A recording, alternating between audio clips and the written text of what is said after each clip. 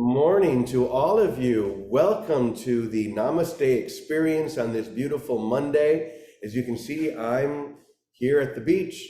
Everybody else is back at Namaste Village, and we have a wonderful surprise for you today. But before we get too far into that, I want to speak just for a moment about passion. How important it is for us to be passionate and to give everything to this awakening, literally everything, because it has already given everything to us. And when we match that everything, that all in all, when we come into resonance with the everything that is within, the everything that is giving everything to us every moment, then we simply find ourselves instantly drawn into that infinite ocean. We throw ourselves into that mighty current, that river that is drawing us effortlessly. And so today and always, I guess, we're going to be talking about how important it is for us to give our passion to this, because as we've said before, this is a PhD program. We're not in third grade anymore. PhD meaning perfect, holy, and divine in every moment. Or we could say passionate as well. A PhD would be passionate about holiness and divinity, a single passion for this. And we have so many examples throughout history of people who threw themselves into this mighty river and were drawn by that current into that infinite ocean. For example, we've talked before about the 2nd and 3rd century phenomenon known as the Desert Fathers and Mothers. These people who saw what was happening in the world and decided to throw themselves into the current. In other words, they left the world. They moved into the desert. They began to form the earliest monastic communities or hermitages. And historically, we know, especially from Abba Anthony, that there were three foundations of their life and their call. The first, Abba Anthony said, flee the world. Number one, flee the world. The second was what was the second? Flee the world and be quiet. That's what it was. Be silent. And the third was pray without ceasing.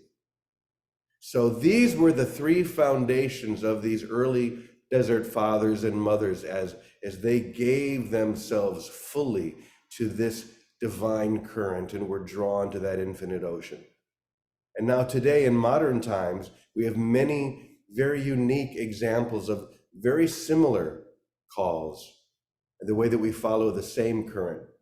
So a few days ago, I met a really amazing woman who lives in Ahihi. Her name is Kamala Bilu. I think I'm saying that. This is her book, by the way. I'll just show that to you. It's called The Miracle of Life, Freedom from the Mind, in case you want to check it out later. So I had a wonderful meeting with Kamala. She had given a talk at Namaste Village one evening, and I was so moved because when you see someone or come into contact with someone who is vibrating at the frequency of this passion, you feel it. They don't have to say a word. They can just hold still, and you feel the tuning forks of your own soul beginning to vibrate, or like the strings of a guitar, they begin to vibrate on their own. People say this all the time about our dear sister Vicky. All we need to do is be around her, and we feel the strings of our heart begin to vibrate just as hers. And that's what I found with our dear sister Kamala. And so I've asked her, oh, by the way, she wants to talk about this, but when she first came to Ahihi, I think she said 13 or so years ago, the first 10 years were spent in total seclusion, just holding still within this passion and this passionate release into the reality that is forever real within us. So I've asked her to speak today about something that I thought mirrored these three foundation of the Desert Fathers and Mothers. Remember, they said, flee the world, be quiet, and pray without ceasing. When I was speaking with Kamala the other day, she spoke about what she calls the 3 R's. The 3 R's, and I was so fascinated by that. So I've asked Kamala to come on today and to speak to us about that. So if you guys would unmute Kamala's computer, we'll go ahead and invite her in. So here we go. Good morning, Kamala. Welcome. Namaste, James. Namaste. So I'll just give it to you. Why don't you share a little bit of your own story if you choose, but also share with us, as we talked the other day, these 3 R's. I would share 3 R's because, James, I think most people know my story by now. But not everybody online does. So we have hundreds of people who are here meeting you for the first time. Okay. I understand. We have the world here too. Okay, so I came to Ahihik about 13 years around that time with the express purpose of dying to the world, or dying to the body and mind, and be reborn in the spirit. I had no clue what the journey was all about. I used to read Jed McKenna's books, and he said 2 years, right? And I thought, well, 2 years to really be really transformed. That's very small amount of time. So I came here thinking it was going to be 2 years. At the end of the 2 years, I'm sorry, I looked at myself and I said, you're still a shithead. You have not moved very much. So back to the board, back to the solitude, back to writing and meditating and so forth. So at around you really don't know when the transformation happens. It's not like, on July the 7th at 4 o'clock. My soul got purified, and since then I've been living in the spirit. It is not like that. It is a process. So the process really for me was to be in Ahihik and how to become one-pointed, as James said. It is a process, to become so one-pointed that you are really on fire, but it took a while. So after that, at the end, nothing was happening. I had written a lot, but I thought, you know what? It seemed also pukey. I thought, well, are you going to roll that into a book? It just seems totally, just writing for the sake of the writing, so I just let it go. But one day, I just somebody asked me in my family about my particular brand of meditation. And I told her on the phone, it is really so simple. She said, no, write it down, send me an email. I said, send you an email? There's only 1 line. Right, so, but I thought, well, what the heck?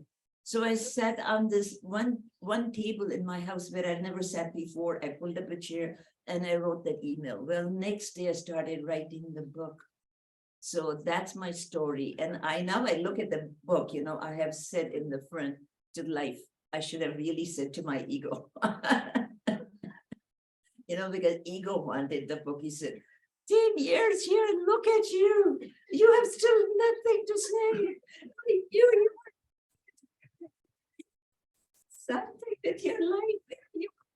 So when the book came out, I could just see the ego was so happy, right? Something. We have something concrete now, this presence and all that. Who can touch it? I can't even show it to you. Can I show it to you guys? I live in presence all the time. Can I tell that to my brother? He'll say, what kind of a language is this? Most of the people have never heard about the presence or anything like that. So, so the book was like a solid, a palpable fruit of my labor, which really should have been dedicated, as I said, to ego, because that ego wanted the book, so there it got it. So, you know how James loved the movie titles? You guys remember the last time he talked about this one, Everything Everywhere All at Once? Yes. he was so enamored by that. So I kind of told him, I said, there's a Indian Telugu movie, which was a blockbuster of this year. It's called RRR. It stands for Rise, Revolt, and Roar. And the story is actually about the British Raj, about our overlords for a couple of centuries. They had ruled India for a couple of centuries. So the story is about throwing our overlords, to whom we were slaves, right? But the whole thing is really, I mean, if you look at it, our mind is our overlord. We are all slaves to our mind. Everybody agrees? But here's the bad thing. The thing is that your mind has not been put in there by you. It's been put there by your mother, by your father, by your society, by your teachers. Most of it, very little has been put in there by you. Isn't that terrible? So you have been virtually, since you were born, you've been hijacked. And you don't even know it. So that is the rise part, to realize, beyond the shadow of a doubt, that who you are is the presence that James talks about so much in the book, I Am Presence. Who you are is really that you are not your body, you are not your mind. So that is very important to get that in full depth, that I'm not my body and I'm this presence. So that is the rise part, rise to that level. Okay. The revolt part is really the key thing, because it's really about dismantling your mind, dismantling all the beliefs, everything that has been just dumped inside, and we have never questioned it. And it is still pulling our strings. And I think to some extent, our journeys don't work because we have not died fully. If you don't die fully, you're not going to be reborn fully. So it's very, very important to die to your thoughts, to die to your mind, to die to your identity. But a very hard job. Easy for me to say that, guys, but when I was doing it, I can tell you that much. 6 months would be okay, and the 7th month I'll be choking, crying tears of blood and sweat. What is this all about? At the end of the 2 years, I was very disappointed. I'm more like, even this American guide lied to me. He said it'll take only 2 years. And I came here thinking it'll be only 2 years, and it's a good thing I didn't put anything in the storage and all in Hawaii. So it's a hard journey, because we are so identified with our thoughts. They run our show completely. But when you flip it around, the revolt is about that. The rebellion. The rebellion is against the mind, who is your overlord, and you have had no choice. But now, who is this thing who has had no choice, who has been hijacked, is your soul. Okay, but I'm going to use soul and attention kind of synonymously for this. So I'll just go over now the roar part. The roar part is really the transformation, the total transformation. Like, think about the cocoon and the butterfly, guys. Is there any connection? If you see a butterfly, would you even think about a cocoon? There's no connection, right? So where you're moving to is when you come out of this journey, you are a being of different order, different magnitude. From caterpillar, the journey is truly from caterpillar to the butterfly. And they don't look same at all. So that's about RRR. So I'm now going to go back. James, is that good? Yes, we're doing great. Why don't you talk for about another 5 minutes or so, and then we're going to bring Vicky on. I would love to hear what she has to share about that as well. So I have how many, 5 minutes? Yes. Yes. Okay, the 5 minutes, all I'm going to tell you guys, your most precious resource is your attention. Did you know that? Do you know how much money Netflix spends on giving you shows that will keep you glued to the screen? You won't even want to eat, or you'll eat in front of the screen. You will sleep in front of the TV. That's how much money they are spending to seduce your attention. And look at all around the movies, this, that, there are so many distractions. James talked about the fathers. In the olden days, men, they hardly had any distraction. What do you think was happening, James, in the times of the desert? Are you there? Yes. There were hardly any distractions. And nowadays, what do you have? You have only distractions after distractions after distraction. And the future does not look any better. And we give away our attention to anything. Like Gangaji, it was sort of once she, on one of her talks, she said, even if a used carpet salesman rings the doorbell, you'll stop your meditation and open the doorbell to him. Even the used underwear person knocks on the door, you will go because, you are just so focused outward. So that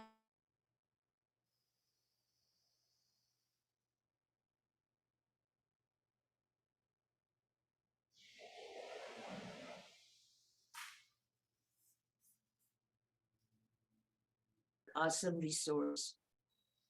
Don't just spend it away like that on this talk and that talk and this movie, and just sort of getting lost generally in the mind.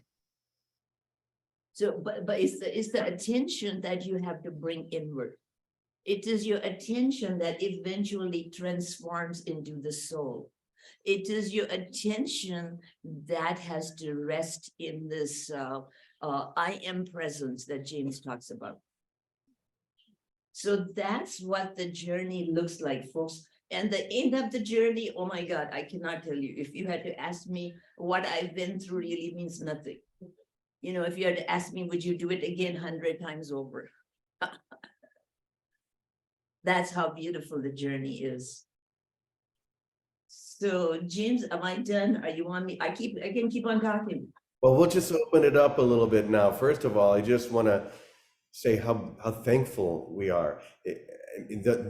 These three things to revolt, to rise, and then roar. They match so well what the Desert Fathers were saying in flee the world, be quiet, and then finally pray without ceasing. And it does require that beginning step. We have to realize, truly realize, that the world I see holds nothing that I really want. But beyond this world, there is a world that I want. There is an experience that is calling each and every one of us. And we have to break free from what I call the ego's gravitational force. For a rocket ship to break free from gravity, it takes enormous energy. Almost all of the energy in the rocket ship is just in helping it break free from the gravitational pull of the planet. And this is why it's so important that we be passionate about our spiritual journey, because we need that same power to break free. So that's what it reminds, and then we roar. I just love the idea of the soul roaring with gratitude and grace. So Vicky, I would love to have you share a little bit of your impressions of these three things as well, and then we'll come back to Kamala. All right, thank you. Thank you, Kamala. That was wonderful to hear. We all enjoy hearing a different perspective, because we're all saying one single truth, that we are spirit, that we are not our thinking minds, we're not these bodies, but that there's a presence that we've all awakened to. And to hear it in all these different expressions, is so uplifting. It makes me want to roar. So thank you so much, Kimla and Brother James. Thank you. And first, I want to apologize to everyone. Let's roar. I missed you on Good Friday. I thought it was Saturday, and because the kids all came over and they wanted breakfast, and I thought, oh my gosh, and it must be Saturday. Anyway, so happy Easter, everyone. And roaring, I love that. I've never heard if you're going to do 3 steps. So the roar to me translates as celebrate. It's celebrate. It's like be in that state that's wild kind. Right? That's it. That's it. And it's a decision after. It starts with a decision, but then it falls into a natural way of being, because it's a natural way of seeing, it's a natural way of giving, it's a natural way of expressing yourself. It's to roar, it's to celebrate, it's to see the light in everything, and without naming it, it's just seeing it brings everyone else up into it. This morning, I don't know anyone here, and yet, but my neighbor was out on the deck, and there's an Armenian, wonderful Armenian family, and they wanted to have coffee, and I thought, oh, how sweet is that? And I just felt naturally so much love. Like, I know I was shining because I was just so excited to see them out on their deck and happy, and invited them to come over, and they came over and they came in, and immediately there's communion. That's what roaring does. Roaring brings strangers into family, into brotherhood. That's all it does. So that essentially we bring everything back to where it belongs, not because we're making and doing and efforting, but because we see it already there. We recognize that same quality. And it does not matter whatever anyone says or does. It doesn't matter. All that matters is that we see it. And I could see it this morning. It's like a magnet that draws someone in. And it wasn't I'm drawing them in. There's no sense of personal stuff in there. There's that love, that presence that is active through us all. It's really the seat of humility, because you have nothing to do with it. It's like the flow of joy falls out of you, envelops everything around you, and says, we belong together, we belong to love. That's really what it is. And we have nothing to do with it but to extend it, give it away, enjoy it, celebrate in it. Today, if you're looking at the Course in Miracles, it starts all the happiness lessons. I love these happiness lessons, because this is my only thing I'm doing here is fulfilling my function with God, my function. But what is my function? And he spends a few pages going on. Our function is to be happy. I have, that's Elsa and my cat, Munchkin. So I have my son's dog, and they're getting to know each other with love right back here. But it's the decision. Happiness is nothing but a decision to know we're loved and to accept that love and be about it. And the only thing to do when you feel so loved is to see that everyone's already got it too. Elsa likes to talk a lot. She's always talking to Munchkin, who's always trying to get away. Anyway, so this will be our week together, because my son and family are on vacation. So I get the dog, which I think is kind of fun. Anyway, thank you for that introduction to roar, Camilla. Let's roar with joy and with happiness. Happiness is simply deciding that, of course, I'm taken care of by my Creator, of course. And why not? And wouldn't I take care of everything that is in my care? Let ourselves be taken care of and look with love on everything. It really is this simple. It's really simple. Someone sent me a little cartoon. I sent it to James, and it was all the different places in the Bible, a dozen different places where it says, love one another, love each other, love, love, love. You want to read that? Oh, good. You didn't see it? I have it right here from when you sent it to me. This is so important, because the of course, the revolt is to leave our attachments to the world, to rise, to lift above it all, and then to let the expression of that, the roar, manifest in ways that are that change the world. And all we really talk about here at Namaste Village is only love is real.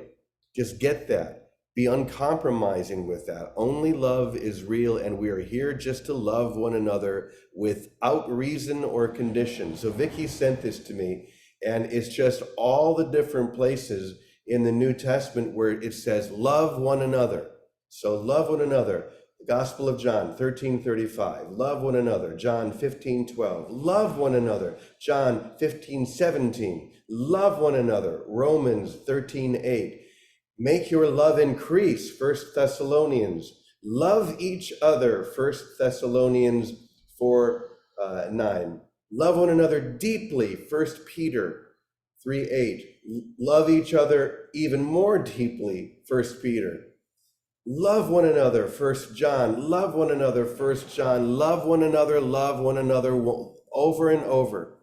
That's how simple this is. Just love one another as God loves us, meaning without reason or conditions, because we are love. And when love loves love, that's where the miracle, when love completely loves love itself, then we're truly loving one another. You know, St. Francis once said, why is not love loved? Well, this is our call to love love itself. And in doing so, to know that we are love. And it begins with those 3 R's that Kamala spoke about, or the 3 that the Desert Fathers spoke about. So Kamala, we've got about 4 or 5 minutes left. I'm going to turn it back over to you to kind of wrap things up. We've loved your sharing so much, but what would you like to say to wrap this up? You know what? I'm going to share a hack with you that will show you how to roar. Okay. You know, it's like, as we said, you know, it's the mind is your overlord. You know, where does this overlord live? Where does this chattering happens? Right here. You know, our jaws are jammed. Sometimes if I get up in the middle of the night, you know, I'm still talking. I'm going like, you are supposed to be sleeping. But so there is just a lot of tension here to roar, and your tongue is always involved with chattering.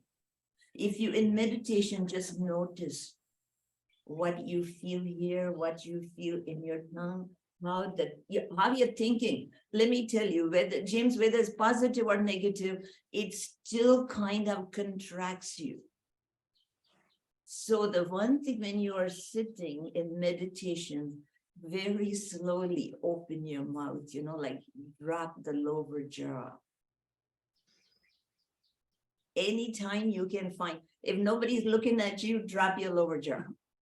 If nobody's looking at you, bring your, and another thing that stops the chatterer in his track is bringing the tongue up to the roof of your mouth. So if you're walking around, walk sort of,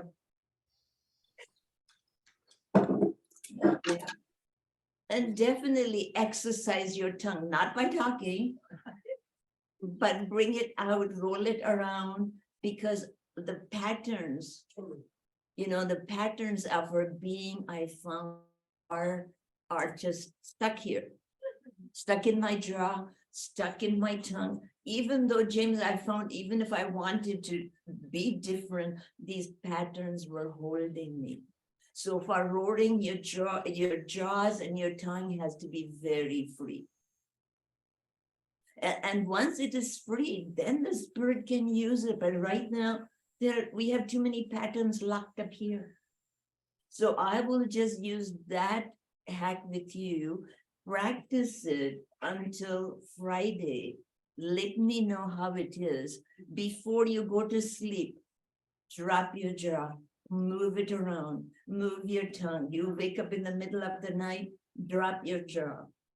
Anytime you can think about, just drop your jaw, move your tongue around to get rid of the chattering patterns. Amen. That's beautiful. Thank you, Kamala. We feel so blessed to have you joining our It is Namaste blessed when Village you family. equally blessed, guys. It is equal blessing. But try that, especially when you're meditating. When you're meditating, the slower you drop the jaw, the more the patterns will get loosened up. I won't tell you they will leave right away. Hey, the journey isn't that easy. Everybody would be doing it. Everybody would be walking around Jesus. It is not that easy. You have to keep on doing it. You have to keep on doing it. Yeah. And yes, that in itself will help you, it will free up a lot of chattering and will make you available to the spirit. So James, is that good? That's perfect. Thank you so much. We are blessed indeed.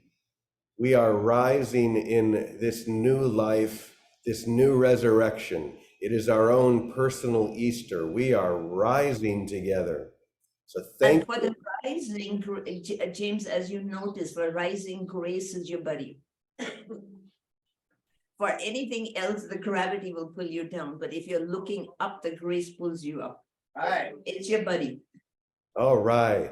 So, Scott, That would be me. I would just love to hear what you can do with this revolt, rise, and Roar. roar. And I'm going to add one more to that, another R, which is what happens when all three of those come together. Revelation. We enter into the revelation of I love mean, itself. the revelations that you get are mind blowing, James, isn't it? Yes. So, Scott, why don't you go ahead and sing us out? It Thank blows you, you. Pamela. Thank you, Vicky.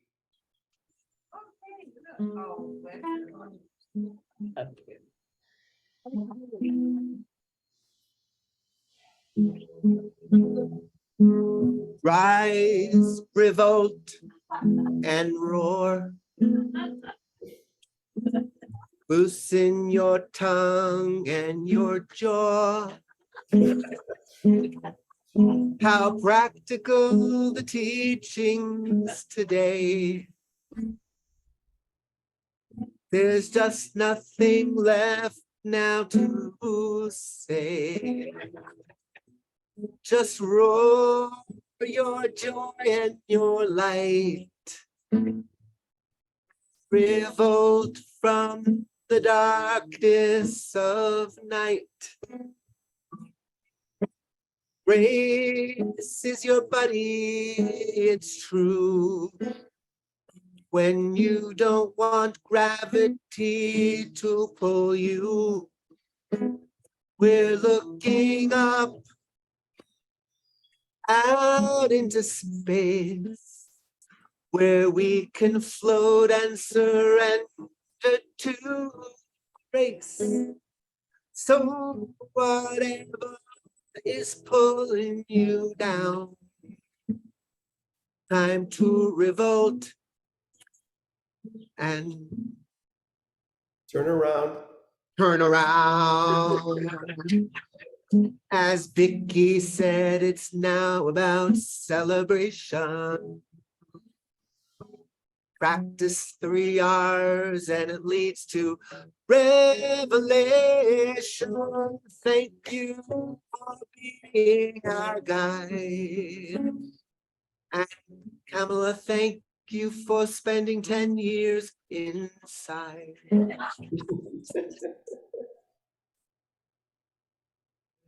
Oh, that's beautiful. Yes, we are very grateful. We're grateful for this holy joining. This is what we do every day. We just come and we rise in this holy joining that we share. And we are so grateful, Kamala, for your beautiful voice. So thank you, everyone. What a gift this has been. What a great way to start off our Easter week. Now that we have risen, we've come into new life. So let's continue to expand and to just allow that to take over our lives in the whole world. So thank you. Namaste. Thank you. Could you post the listings in the Bible that Vicky found? Please post it.